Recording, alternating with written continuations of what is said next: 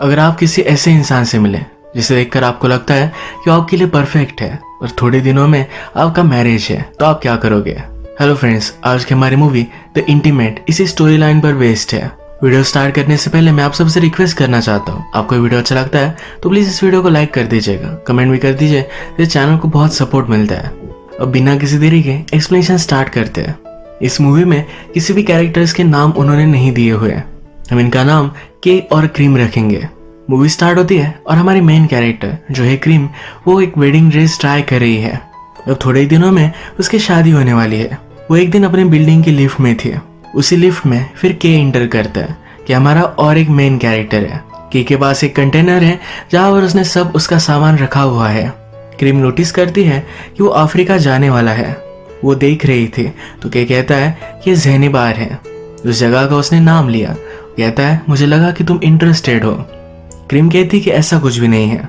एक दूसरे को फर्स्ट टाइम देखते हुए ही इन दोनों में बहुत ही स्ट्रांग अट्रैक्शन है।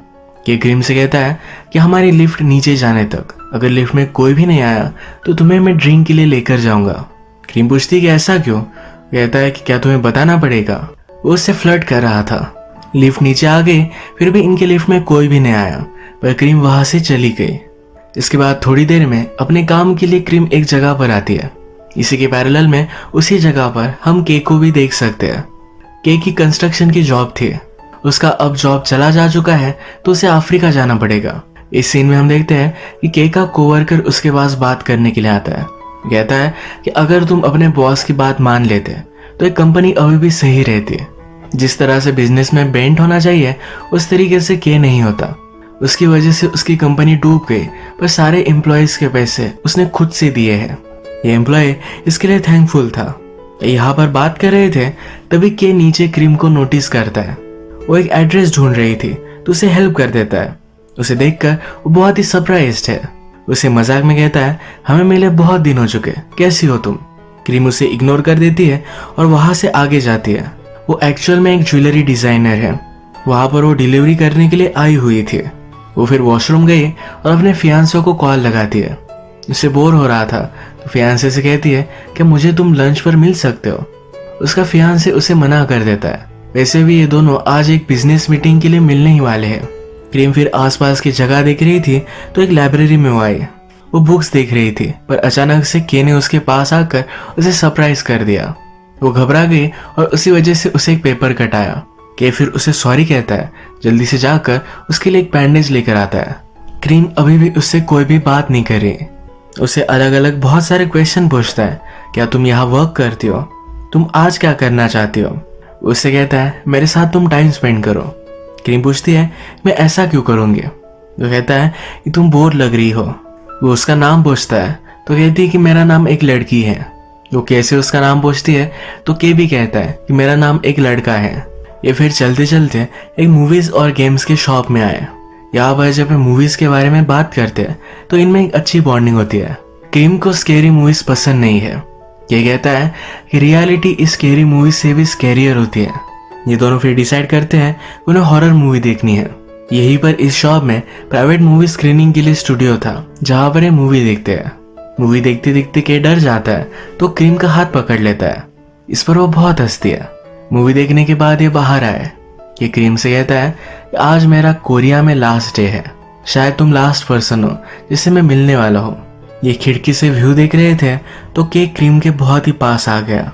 इसे वो किस कर लेता है। इसके बाद ये दोनों इंटीमेट हो जाते हैं। के जब वॉशरूम गया उतने ही टाइम में क्रीम वहां से चली गई। वो अपनी कार में कुछ चीजों के बारे में सोचती है और फिर से वापस आ जाती है। के उसे पूछता है तुम चली क्यों गई थी? क्रीम कहती है ऐसा कुछ भी नहीं था। इसके बाद ये दोनों कैफे में आए। क्रीम ने कैसे कहा कि आज से शाम 6 बजे से पहले घर जाना पड़ेगा। के उससे पूछता है तब तक हमें क्या करना चाहिए? के कहता है कि मेरे साथ अलग अलग चीजें ट्राई करो, हम जरा मजे करेंगे। के फिर क्रीम को एक छोटे से रोलर कोस्टर में लेकर आया। जब वो मिड एयर थी तब वैसे ही छोड़कर आगे चला जाता है। क्रीम बहुत ही डर गई थी। नीचे आकर उसे बहुत मारती है। इन दोनों को इससे बहुत मजा आया। चलते चलते क्रीम के फीट दुखने लग गए थे। के उसे मसाज देता है। क्रीम उसे पूछती है तुमने मुझे ड्रीम्स के लिए क्यों इनवाइट किया था? ये कहता है तुम्हारे फीट बहुत ही ब्यूटीफुल हैं, इसे मुझे मसाज देना था।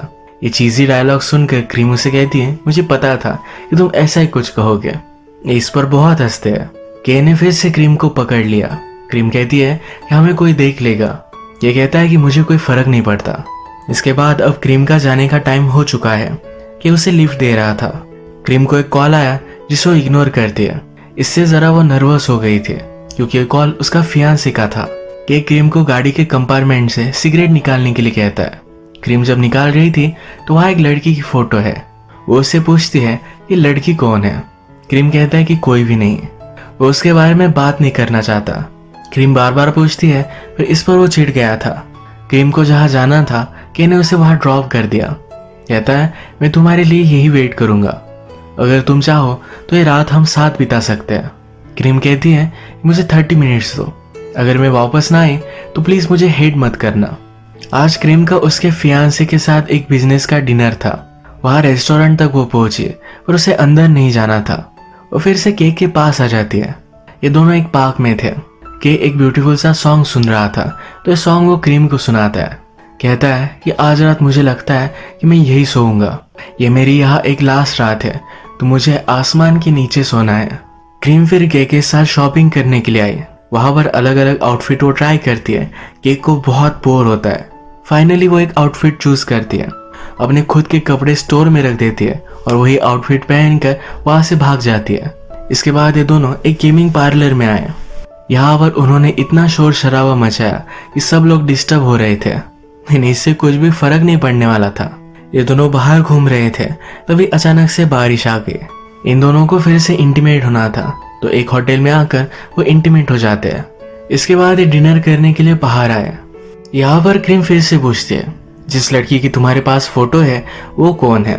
ये कहता है वो मेरे साथ काम करती थी, 3 साल तक हम रिलेशनशिप में थे। मैं उससे शादी ही करने वाला था पर मेरे फ्रेंड के साथ ही वो इंटीमेट हो गई। घटिया चीज ये है किसी और के साथ उसने शादी की। के बहुत ही हार्ट ब्रोकन है इसलिए हमेशा उसकी फोटो वहां रखता है। वो कहता है हम दोनों में जो था अगर वो प्यार था तो ये बहुत ही घटिया था। क्रीम उससे पूछती है तुम अभी भी उसकी फोटो क्यों रखते हो। ये कहता है कि हम लोगों को बहुत ही जल्दी भूल जाते हैं, मुझे कभी भी उसे भूलना नहीं है। के कहता है कि अब मैं तुमसे क्वेश्चन पूछूंगा। वो पूछता है कि अगर तुम्हारे लिए एक परफेक्ट पार्टनर तुम्हारी शादी से पहले तुम्हें मिले तो तुम क्या करोगी। क्रीम कहती है कि मैं उसे बहुत मारूंगी, इग्नोर कर कर वहां से चली जाऊंगी। वो कैसे पूछती है कि अगर तुम्हारे साथ ऐसा हुआ तो तुम क्या करोगे। के कहता है कि मैं उससे पूछूंगा कि हमारी लिफ्ट नीचे नहीं जाती तब तक अगर कोई भी लिफ्ट में नहीं आया तो मैं तुम्हें ड्रिंक के लिए बाहर लेकर जाऊंगा।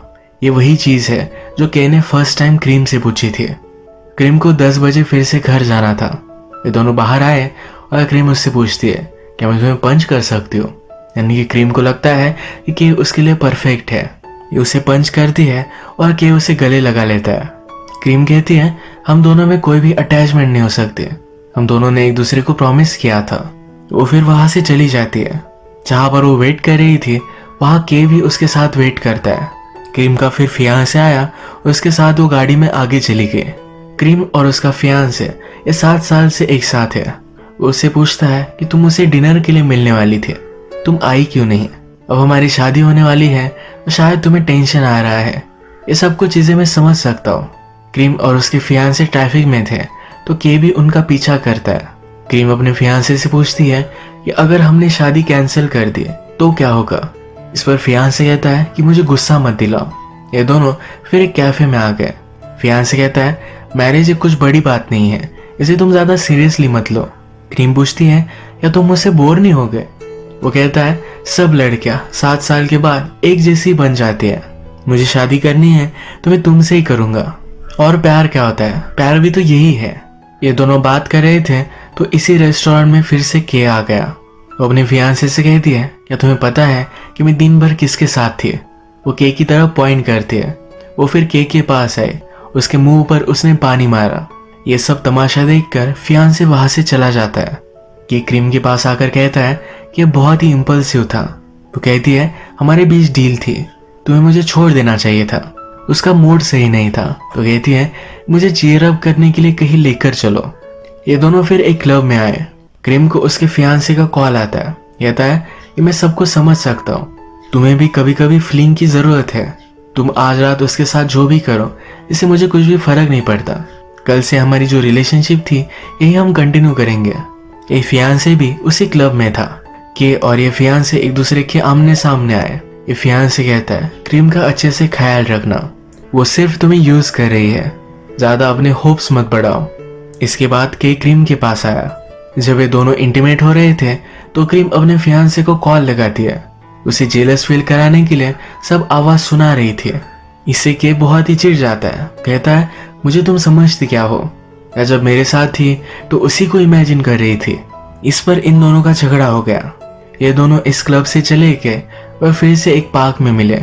क्रीम कैसे कहती है तुम एक बहुत ही घटिया आदमी हो, तुम कल जाने वाले हो। हर आदमी कहता है कि उसे मजे करने हैं, और जब रिस्पॉन्सिबिलिटीज की बारी आती है तो कोई भी रेडी नहीं होता। वो हर्ट हो रही थी तो के उसे गले लगा लेता है। यहाँ पर ही एक बेंच पर वो हैंग आउट कर रहे थे। के ने एक मार्कर लिया, क्रीम को इस बेंच पर अपना हाथ रखने के लिए कहता है। उसका हाथ वो यहाँ ड्रॉ करता है। क्रीम पूछती कि ये क्या है। वो कहता है कि जब भी मुझे तुम्हारी याद आएगी तो यहाँ इस स्पॉट पर मैं आ जाऊंगा। यहाँ इसी पार्क में एक स्टैचू था। कुछ फूल लेकर इस स्टैचू के सामने खड़े होते हैं।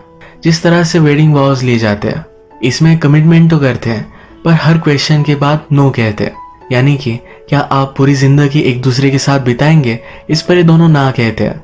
इसके बाद ये दोनों सी के पास आए। यहाँ पर क्रीम कैसे कहती है जब भी आप किसी से प्यार करते हो तो हमेशा कपल की तरह ही रहना चाहिए, ये प्यार खत्म हो जाने से पहले एक दूसरे की लाइफ से चले जाना चाहिए।